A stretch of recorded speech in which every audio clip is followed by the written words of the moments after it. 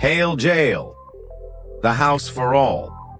The only house where a government minister and a pickpocket dine together, work together and discuss matters on equal terms.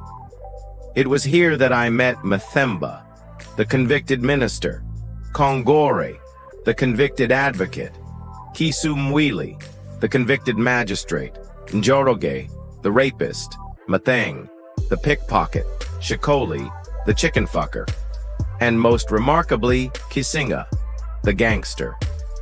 A large family of devils and angels.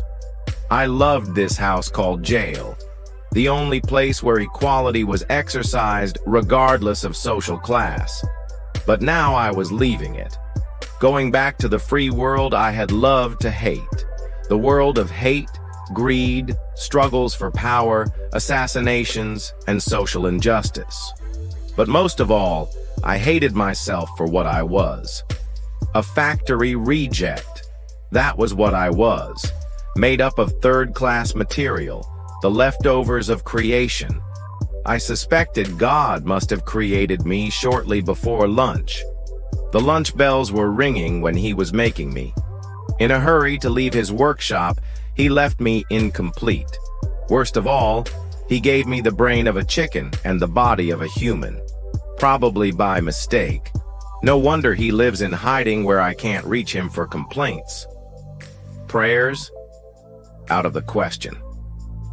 I tried all kinds of phrases and flatteries and even wanted to sacrifice a ram, but I got the same results. So I concluded that God's computers were not channeled to my station. I succumbed to the ignobility of creation. But that was before I met her, Caroline, the woman who made me cross the bridge. By then I was a houseboy. I was beginning to miss home. I missed the cockroaches, the lice, the bed bugs, and the night chorus of rats in the thatch roof. It was a long time since I had had a jigger. I had got so used to living with vermin that I had come to accept them as part of my family. I could almost pinpoint which rat was the father of which, tell the difference between a pregnant cockroach and a fat one, and even notice a missing rat. That was home, far away from the heaven I was living in. Yes, I was a houseboy in this heaven. I loved it, although I knew it was temporary comfort. I could be kicked out at any time and go back to the godforsaken suburbs where adults sang Christmas carols in the middle of the year, where folks walked long distances to draw water, and where wives didn't wear knickers because their husbands didn't mind. Quite unlike home, where folks shared meals with animals. Short of chewing grass in this new home, I shared the luxuries of my master. I ate the same royal jelly that I cooked for him, lived in a stone house and not a mud cave, slept in a comfortable bed instead of that rock-hard bed I had known for years, clean bedding instead of rags, electricity and all. I was determined to stay. Actually, I was just beginning to get settled when the unexpected happened that night. It was around midnight when I was woken up by a soft knocking on the door. I was in the middle of a funny dream, and at first thought that the knocking was an illusion, a mix-up in my dream. I listened attentively. All I could hear was the gentle hum of the winds brushing against the twigs of the neatly trimmed eucalyptus trees in the compound. Soft and musical, the wind sounded like a night angel singing a lullaby to the sleeping bosses who lived in those exclusive residences. Ambassadors, company executives, top civil servants, and other representatives of the cream of creation. This reflection always gave me a feeling of guilt. I felt like a thief, breathing the same air as those men of distinction. I dismissed the knocking as imaginary and resettled myself in the bedclothes. But it came again, this time distinct and insistent. I was suddenly alert and partly alarmed. I couldn't figure out who the visitor could be at that time of the night. A night thief, I wondered? But the place was well guarded. There was a security guard at the gate, not to forget the constant police patrols which kept undesirable characters out of this honored place. After all, I reasoned, only a stupid thief would come to the servants' quarters, while all the precious things were in the main building where the boss and his family slept. "Who is it?" My voice quivered with apprehension. "It's me," a soft voice replied. I felt a cold stream flow up in my system when I realized who the caller was. At first, I was frozen in a mixture of disbelief, fear, and excitement. In that moment of frenzy, the only person who jumped into my mind was my boss, Kahuthu. The rich brute who could happily cut me into pieces and feed me to the dogs if he got to know what was going on at this hour. Kahuthu was a progressive native in the core of New Africans. A top civil servant, he lived among the dignified, owned a large bungalow, big cars, and uncountable property. To him, I was just a part of his discarded property. He was hardly aware of my existence in his home compound, except when our paths crossed, which was rare. Like most people in his social bracket, Kahuthu lived the Western way, talked Western, laughed and coughed Western, dinner jackets and all. His children hardly spoke their mother tongue or used their native names. They knew very little about their fellow natives who lived in the unprivileged suburbs because they were born and brought up in an exclusively Western atmosphere.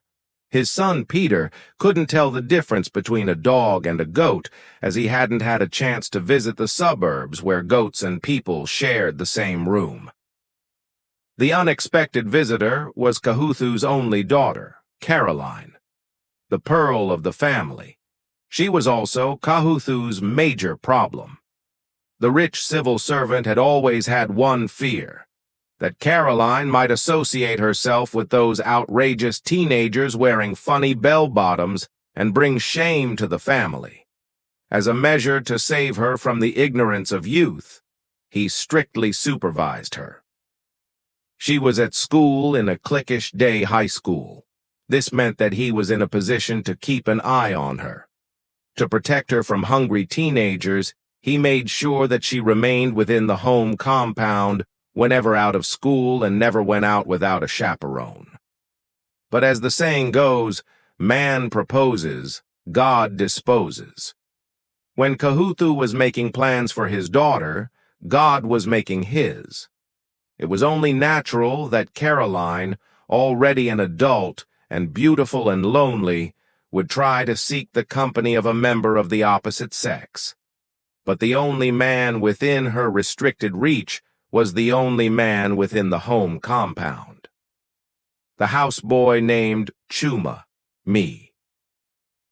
Before this fateful night, I was puzzled about her strange behavior which I hadn't noticed before. Until recently, she used to look down upon me with a mistress-to-servant attitude.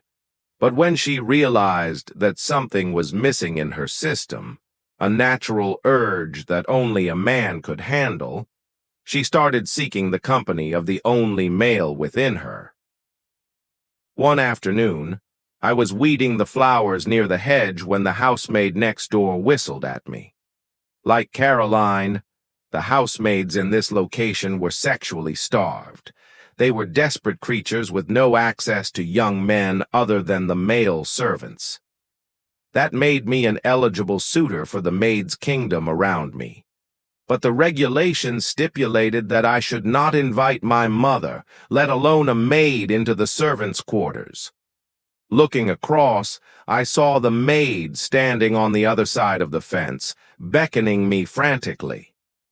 It was the third time that she had made this kind of approach. Twice before I had failed her, mainly because I objected to her idea of sneaking into my quarters late at night. I looked around just to make sure nobody was watching me. Then I walked to the fence. "You braggart," she spat. "Do you think you are so handsome that I must keep running after you?" "Cool down," I said. Unless you want to see me kicked out of this place, stop having ideas about jumping over the fence at night." "Coward," she hissed. "No wonder you couldn't make anything better than a servant." She was getting on my nerves. "And what are you over there?" I burst out. "The Minister of Kitchen Affairs?" "At least I do a woman's work," she retorted. "Men are not supposed to be housewives." My male ego was provoked. "Look here, Teresa. It's not my fault that my mother brought me into this world to be what I am. I germinated from a poor quality seed. The leftovers of creation. You belong to the same category. Born to serve others. Now let's stop this rubbish about what I should be and what I shouldn't be." She smiled placatingly. I was only joking. I love jokes, but not being ridiculed. I hate being reminded of what I am because I know it, and there is nothing I can do about it, at least for the time being. "Okay," she conceded. "How about tonight?" "What of it?" "We meet tonight," she commanded rather than requested. "If you don't want me to come to your quarters, we could meet right here." I thought for a while. Maybe I was simply docile or unsure of myself. Or probably I had been repulsing her approach because she was making it too easy for me. Obviously, I wasn't attracted to her, but she needed me as a tool for her own convenience. I was just about to give her my reply when I happened to look over my shoulder and saw Caroline approaching. When I turned my head again, Teresa had already fled, leaving her demand unanswered. She wasn't taking a chance with the daughter of her boss's neighbor catching us doing the forbidden. I retracted my steps to the flower garden and pretended to be busy. It was a Saturday afternoon, and I wasn't needed in the kitchen until later. From the corner of my eye, I watched Caroline strolling in the flower gardens, carrying her elegance like Miss Universe exploring her beauty kingdom. She was slender and tall and built with high-quality material. Looking at her, I wondered if she was really walking or floating. Too nervous to meet her eyes, I looked the other way until I was sure she had bypassed me. This had always been the routine. We had all along been strangers to each other. Strangers by social distinctions. I turned my head, expecting to find her gone. My heart jerked when I saw her standing behind me, staring at me with blank, cold eyes. I had seen that look before. The look of a prisoner in search of escape. Only this time I was the object of her look. For the first time since we both became aware of each other's existence, our eyes met in a straight line. "Are you surprised?" Her voice sounded a long way away. "Surprised? No," I slurred. She smiled slightly. Then she said it. "How do you like that girl?" "Which girl?" "The Aya you were talking to over the fence?" "Oh, that one?" I didn't know what to answer. "Is she your girlfriend?" she pursued. "What? Do you love her?" Now. "What's she up to?" "No," I said flatly. "Just friends." "Shit. Maybe." "You are lying." To myself, I said, "So what?" "You are lying," she repeated. Well, I thought, you can tell your father that his servant is having an affair with the maid next door. That might make me decide whether to stay or go. Seeing the hostile look in my eyes, she put on a mischievous smile and nonchalantly walked away. I watched until she disappeared behind the bungalow. That decides it, I told myself. She'll wait for her father to come home and report the matter. The way her father loved her, a single word against me was enough to have me kicked out of the place without notice. But then, what would I lose? A meager salary at the end of the month? The comfortable bed and delicacies? But then, all the good things I enjoyed here were mere privileges and not rights. I had lived without them, and I could still do so. The sooner the better. But when a week passed without a word from my employer, I decided that Caroline had either let the matter drop, or she simply had no ill motive. Meanwhile, I caught her several times watching me from a distance, but she never got so close as she did that afternoon. Teresa didn't call again. She had either given up or got scared after that incident. So it was a bolt out of the blue when I recognized Caroline's voice calling at my door in the middle of the night. I hesitated before I could struggle out of the bed to open the door for her.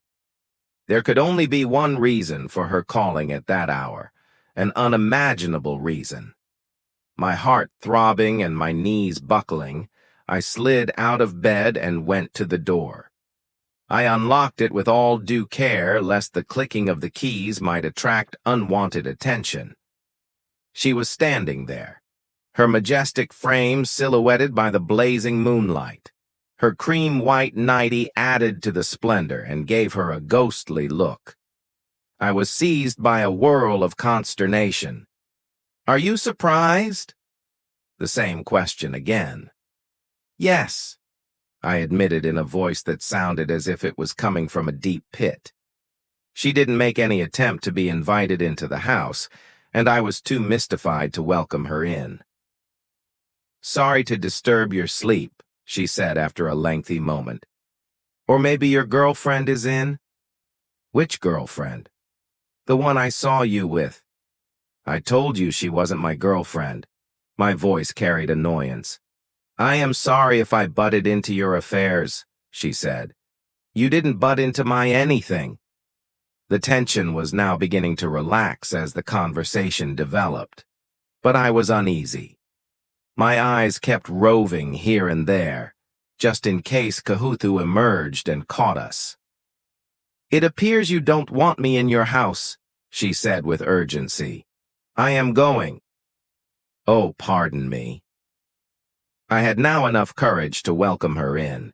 She looked reluctant to enter, as if she had suddenly changed her mind, or she dreaded her own idea.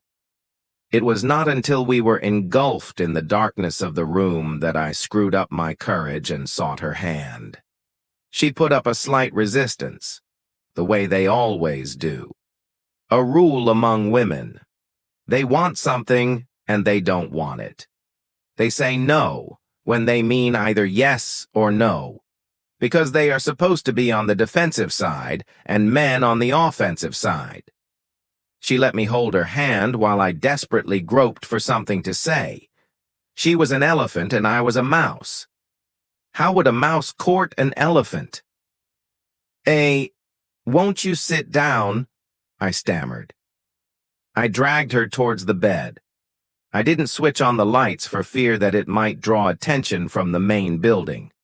She seemed to realize this too, as she didn't suggest putting the light on. We sat on the bed, side by side. "It's nice of you to visit me," I mumbled the only sentence that came into my head.